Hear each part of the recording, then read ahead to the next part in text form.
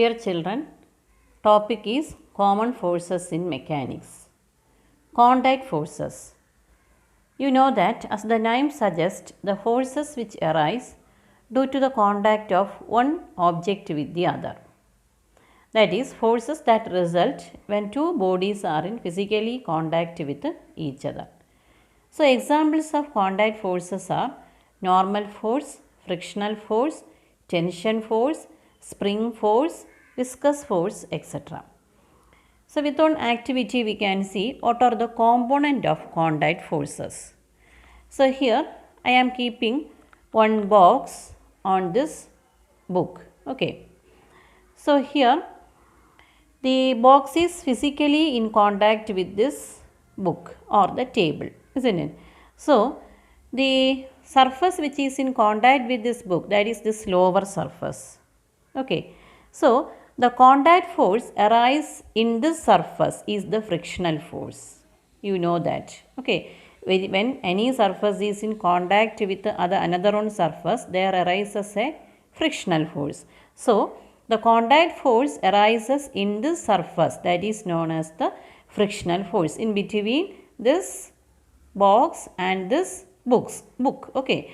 So, that is noted in this figure, the frictional force. This frictional force acts along the horizontal direction and it opposes the motion of the object. That is noted here. The frictional force which is acting along the horizontal direction and it opposes the motion of the object.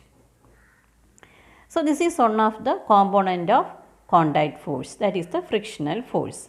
This frictional force acting parallel to the surfaces in contact. Okay. So, this is the surface in contact. So, this is noted here. So, this frictional force is acting parallel to the surfaces in contact. So, this is the parallel component of contact force. Understand? This is the frictional force is the parallel component of contact force. Then another one force acting on the object, that is known as the normal force. So, that normal force is acting perpendicular to this object.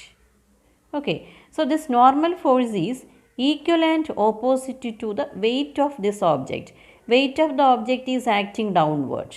Okay. Weight of the object is acting downward. And this book opposes a force against this weight. So, that is known as the normal reaction. Okay. Weight of the object is acting downward and this table or the book opposes the weight of the object. That force is known as the normal force. So, this normal force is a self-adjusting force because when the weight of the object increases, the normal force also increases. So, the force which is perpendicular to the surface of contact, that is known as the normal force. Understand? The force which is perpendicular to the surface of contact is known as the normal force. So, there are two component of contact forces. What is the first one? The normal to the surface in contact, that is known as the normal reaction, and the component which is parallel to the surface in contact, that is called the friction. Okay. Friction. So, what is a friction? It is a contact force that opposes relative motion. Okay. Not motion, relative motion, because when we are explaining about this friction, we need at least two bodies to be in contact. Then only the friction arises. Okay.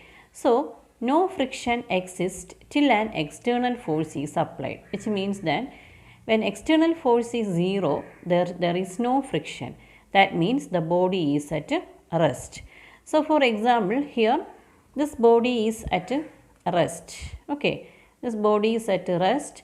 So, that is no applied force is here and the frictional force is also 0, isn't it? The body is at rest, so applied force is 0 and the frictional force is also 0. When this body is moving in this right side, then what happens here? The frictional force arises in the left direction. Okay. When the body, that means when you are applying the force like this, the body moves in the right side. So, the frictional force moves on the, or frictional force arises on the left side, that is its direction is on the left side. So when the box started moving moving when the applied force increases than the frictional force. Okay, the box started moving when the applied force is increases than the frictional force. Okay, then if you remove the applied force, here I am applying the external force, so the box is moving, so frictional force arises in the opposite direction. Then I am removing the frictional force, that means applied force. I am removing the applied force. Then what happens? The box comes to rest position. So in this case what happens? The frictional force increases than the applied force. Okay. So at the rest position the frictional force increases than the applied force. So the body is at rest. Clear? Types of friction. There are three different types of friction: static friction, kinetic friction and rolling friction. So first we can see about the static friction. Static means something which is at rest. That is the force of friction, that is static friction is the force of friction which comes into play between two bodies before one body actually starts moving over the other. So this force of friction comes into play when the body is at rest. That is, this friction resists the start of the motion. Static friction opposes the impending motion. What do you mean by this impending motion? Impending motion means the motion that is about to start. That is, till now it is not started, but it is just to start now.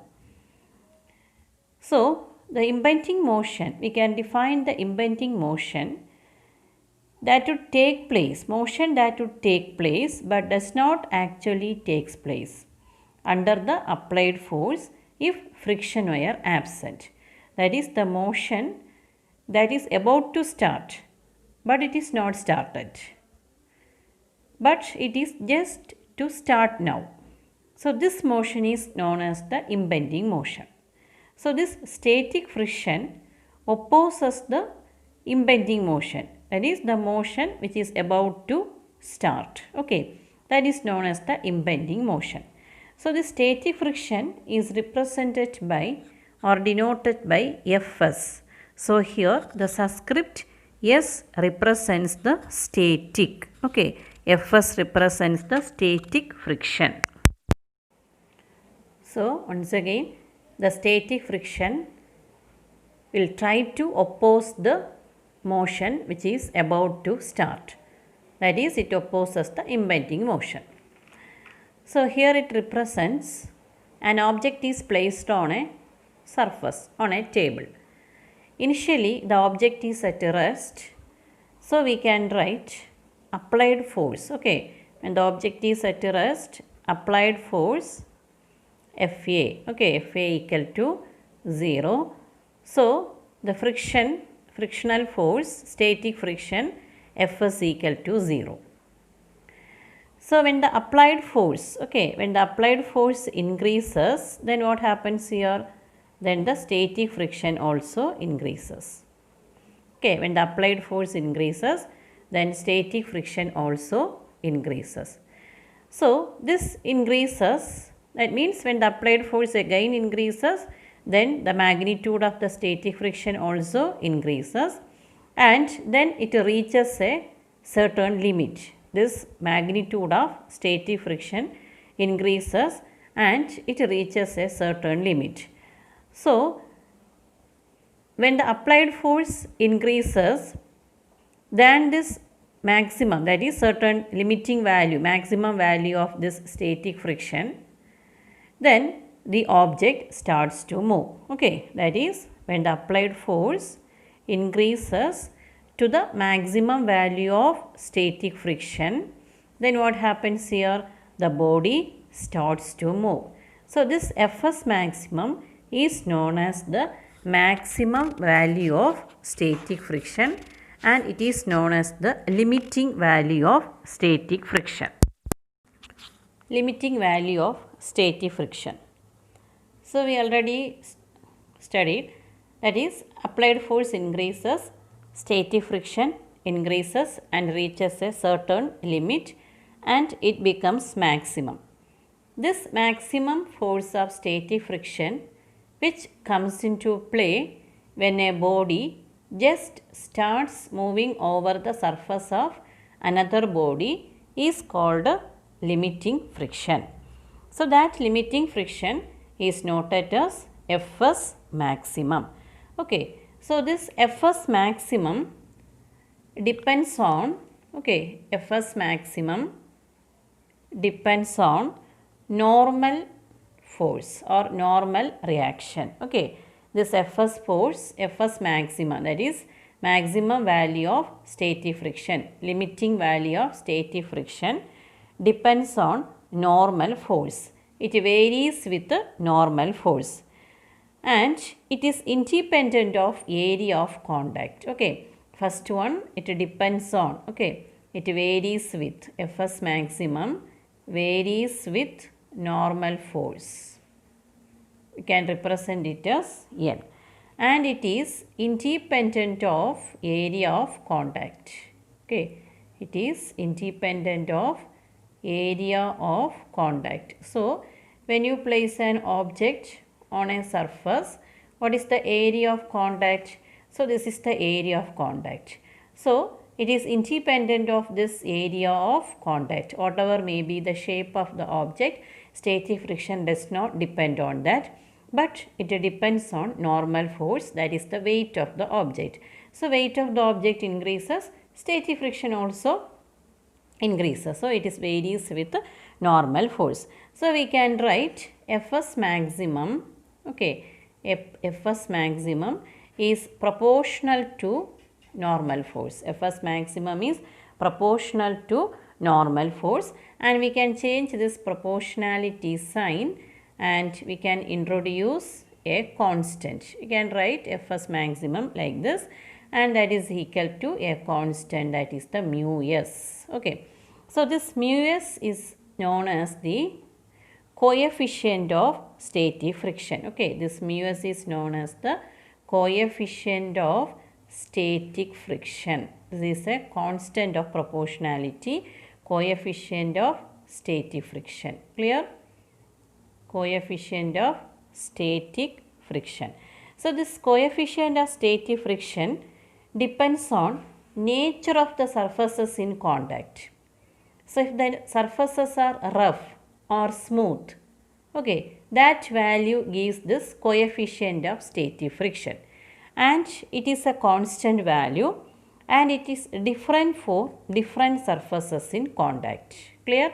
Mu s is the coefficient of static friction and it is a constant value and it depends on nature of the surfaces in contact, and it is different for different surfaces in contact. Okay, clear? Law of static friction. Static friction is always less than or equal to the limiting value of static friction, isn't it? Static friction is less than the limiting value or equal to the limiting value. So that limiting value of static friction is equal to mu s n. So we can write law of static friction as Fs less than or equal to mu s n. So the value of static friction is less than or equal to the maximum value of static friction. That is known as the law of static friction. Once again, the value of static friction is less than or equal to the value of maximum value of static friction or the limiting value of static friction. So this is known as the law of static friction.